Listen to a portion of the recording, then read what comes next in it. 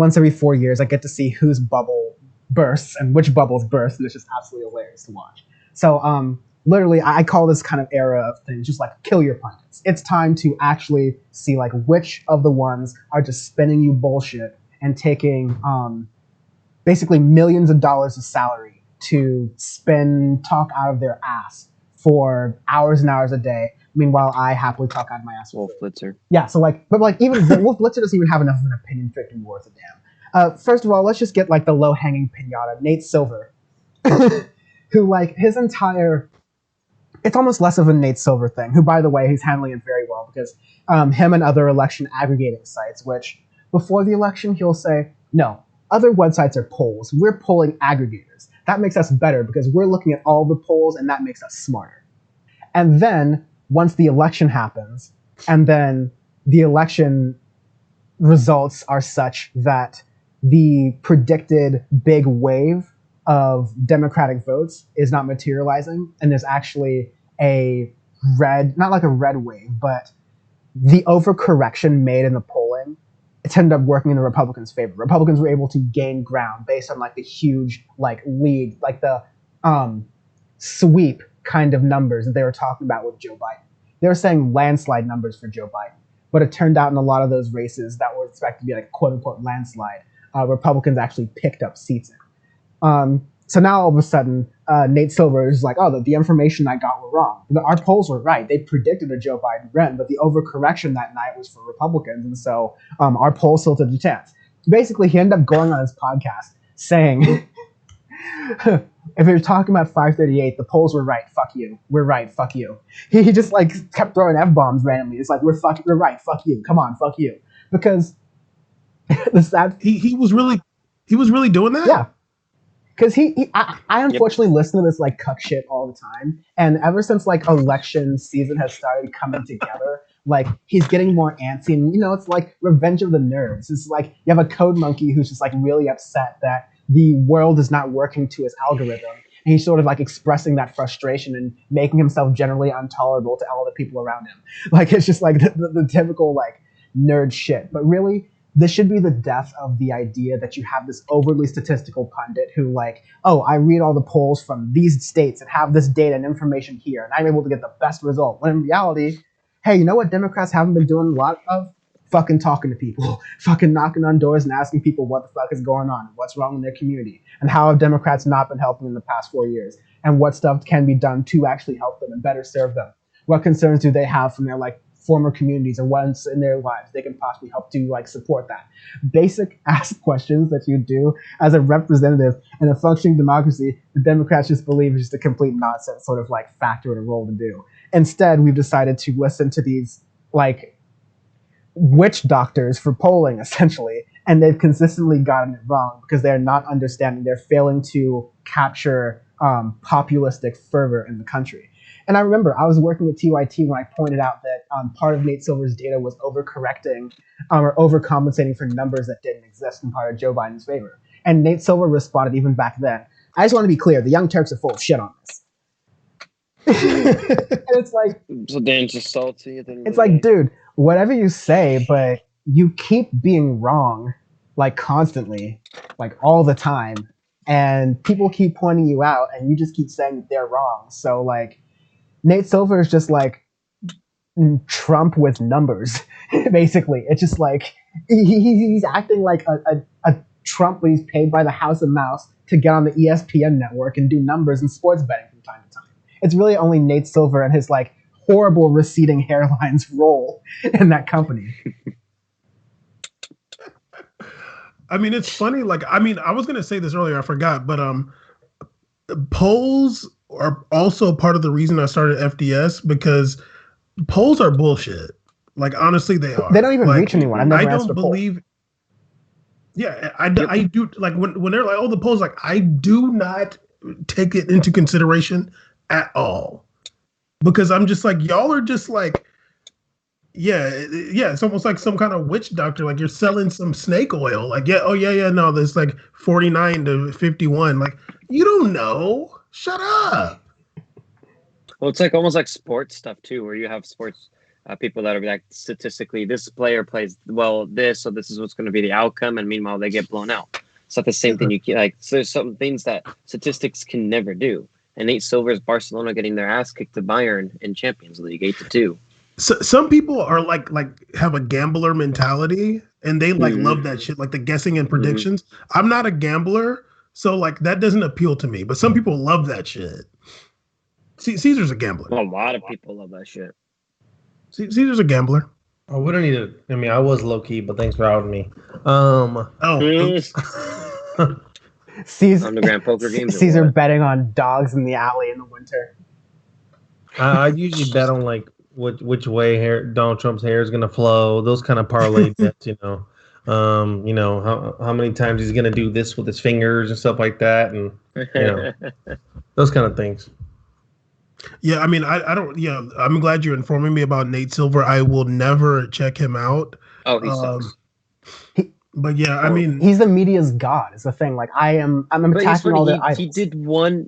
He did one good election, and everybody just like bowed down to him. I'm like, okay, he got one thing right. Let's see what else he does, and he hasn't got anything right since. So like, who gives a fuck? It's like examples, like the guys who shorted the market in 2008. Are they going to be the heads of hedge funds now or something? Are they going to be the heads of people that are like doing that? Like, you can do that because they actually saw anything before that. Nate Silver just did is like, I'm cool. I guess something right. Polling journalism is like a welfare program for like stats nerds, honestly. Like there's good data journalism out there. It can be done in a million better places than politics, but every data journalist should be like reassigned or put somewhere else, and they should careful. And no, they should be replaced with journalists who are going to go out into local areas where journalism has been virtually destroyed and talk to people and be like, hey, why are you don't evenly fit in the Democratic or Republican Party like most people in this country don't evenly fit in either party? And what do you actually think and what are you about? And don't do these like fluff pieces where you overemphasize this like one sort of white working class archetype that you're trying to find in the middle of the country. But just like do something semi-logical. I don't know. But really go ahead. Just really quick to that. I like the Real News a lot as a company and media organization, and they were doing that in Pennsylvania before the election, or like the day of the election and before, and it was really cool. Like they're just going around talking to. It was like two reporters talking to different voters, Republicans, Democrats, like people kind of in between, whatever, and. One of the women had posted it, and she was like, she had mentioned in her post, like, it was nice to talk to people. It's so much different than social media where like, it's like so vitriolic or whatever. She's like, it's like nice to get to talk to people face to face. And I mentioned to her, that's why I started FDS. And like, hopefully now she joins. We exchanged emails and stuff, you know what I'm saying? So. Bam, working on the clock. All right. Now, it's basically deal where I agree that we need to move past this political universe in a lot of ways. We need to move past this political universe that's been constructed by the mainstream media that's very clearly wrong and bad at really surmising these things. But okay, now this is the part where I just have unadulterated fun. Tim Pool and Charlie Kirk, who have been on the Trump train for months, saying that like, oh yeah, absolutely, Trump's gonna win. He's got this. They both 49 states. They both need to extreme drop out of politics. I mean, here's a couple that I picked out. In 2019, he tweeted, the presidential nominee will be Kamala Harris. Bernie or bust, won't vote and will write in Bernie. 20% of Bernie voters will vote Trump. Trump will win in 2020. Who said this? Pim Tool. Smooth brain himself. Big Breeny boy. Yeah, dude, get the fuck off the internet. Trump is going to win in 2020. There's no center anymore. You're either pro-life all the way or pro-abortion all the way. Jesus. Yeah, Timmy. Okay. Maybe you should. And this is the biggest news guy on the internet too. Yeah, he's one of the biggest guys on YouTube. He goes on Rogan all the time. Like a lot of people actually think he used to work for Vice and everything. Millions of subscribers. Yeah. Why is he relevant? Because why? No. He got some prominence during the Occupy movement because he was one of the few people who was live streaming the Occupy Wall Street protests. Then he got some critical acclaim there. Got some money from Vice. Was done a freelance journalist from them. but was starting to do some weirder like Grift. alternative things, started getting really grifty, following down these conspiracy theory rabbit holes. Vice let him go. He did the whole "I'm being censored because I got fired for being bad at my job" spiel that happens like every 3 months in this industry. Went independent on his own, ended up on Joe Rogan a bunch of times, convinced a bunch of meatheads that they're a bunch of aliens in the White House, and that's continues to where like the rise of Tim Pool. It's a very typical story. It always ends up you end up on Joe Rogan and you just like start indoctrinating a lot of people. It's exhausting, but like it's the how I left the left bullshit steal of like you were never really left in the first place thing. Candace completely selling out. Can't exactly. Clown. Rave Dubin. Yeah, it's people like that. The grift is strong, and another thing that has to come out of this moment, which is why we're starting like the post-election episode like this, is we need to bully these people off the internet. We need to make it so every time they open Twitter, they cry. We need to do some of that like Michael Jordan, like red face, like Kobe's funeral shit. Like we need these people to fundamentally feel threatened by opening Twitter. We need them to delete and want to like. It's like that thing about Pete Buttigieg. I don't want Pete Buttigieg to just drop out of the Democratic primary. No, I need him to be an associate Walmart manager in Carmel, California. I want him completely out of politics and out of my realm of vision. That's the same thing with Tim Pool. It's going to be a lot harder to take on like Tim Pool or Charlie Kirk, but these people need to be cleaning toilets at gas stations. Like they need to be run out of politics entirely. No offense, because I've been to an Arco gas station recently, and the Jiffy was spotless. But that being said, you got to get the K-pop fans in. Oh, I mean, real talk, yeah. K-pop fans will help you out right there. Dan, that's what Audio Face is for. We got to get some K-pop fans over to Power Report, and next thing you know, it's just gonna be Tim Jewell all over the place. BTS. He's gonna like cry home. He's like, "Oh my god, my hair!" That's why I wear my beanie. Let's do a BTS Tim Pool debate on Power Report. We just have a Korean boy band. Caesar wants to say something. I was gonna say that it's gonna be like, honestly, it's a waste of energy in trying to like get Tim Pool out of here, because that dude, I only see pictures of him like bundled up in a sweater and beanie in his house with a headband on. I mean, headphones on. Like that dude doesn't even go out in real life situations. So it's like, well, you're not even gonna find him. And other people are at least out there speaking in public. This dude only show up Joe Rogan with a beanie on and like and hidden. I'm like, where do they find this guy? What bunker is this dude hiding in, acting like he knows about the world, but he's wrong about everything? Like on that Joe Rogan show, Joe Rogan's sitting there like, the left, as a left person, literally the guy's just spewing stupid crap the whole time. Joe Rogan invited Tim Pool to interview Jack Dorsey, the CEO of Twitter, as like, okay, this is going to be... What is Tim Pool going to do? Right? Is he gonna really get into Jack Dorsey? Dude, Jack Dorsey during that whole interview was acting like I'm looking at two scrubs. like you could tell he was like, who are these? Why are these guys acting like they're so smart? This is so lame. Like he's sitting there and he pulled up with two legal team people from Twitter. So he was about that life. He pulled up with that one chick and the other guy. Every time they had some cool ass question, he went, "Yeah, what do you think about that? What do you know about that?" He did like a real CEO does.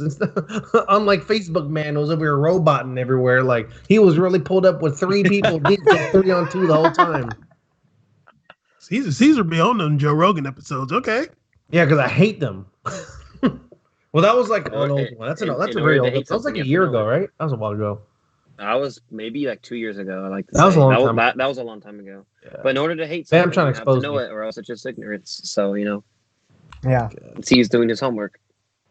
Hey man, I'm just researching. Dan looks up these. Some of those people have my people look up to. I'm Joe Rogan hater number one. So no, I got the clips on deck forever. I got my research going. Charlie, cheering when Texas went red. Woo! Oh yeah, we saw that. We saw that. Oh my god! Is he from Texas?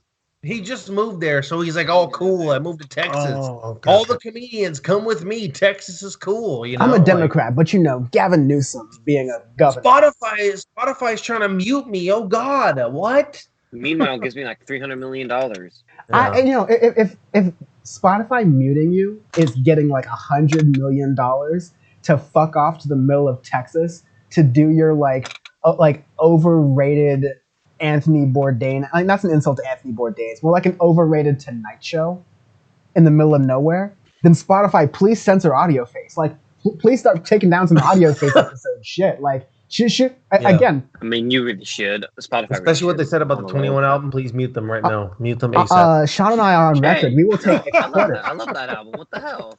And how they treated Juice WRLD. Let's go mute them ASAP. No, XX Temptation we were pretty hard on. Juice WRLD was different. I can't believe. And I said I'm not going to do this. Sees what? I'm quadrupling down on that, but you know. Of course you are, Sean. Yeah. There's some hills I will die. Yo, you're not gonna want to see the future episode of Audio Face. That's gonna be wild. Oh Christ. Sorry, I just really I gotta get on Charlie Kirk. Charlie Kirk has been. Yes, please. Weird ass white. A tweet from May 3rd, 2019. Boom. Despite horrendous media coverage, Trump approval stands at 51%. They tried to defame him, defeat him, displace him, overthrow him. They tried to remove him.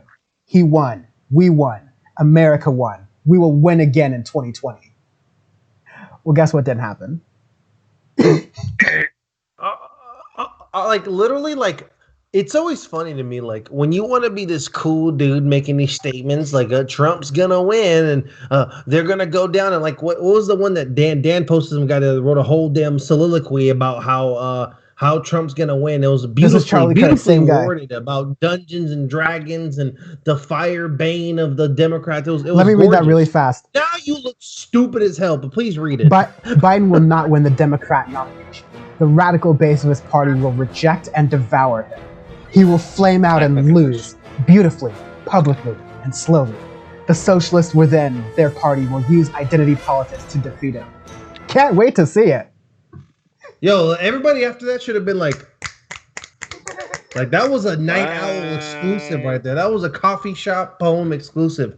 You worked really hard on that just to look like a bumbling idiot now, but it's cool. Like, but even going with that, it kind of even falls in line with us a little bit. Like, I think that what we're noticing the most is we don't, as much reach as we've gotten having the internet, getting to know what parts of the world and what they're voting and what they're picking on.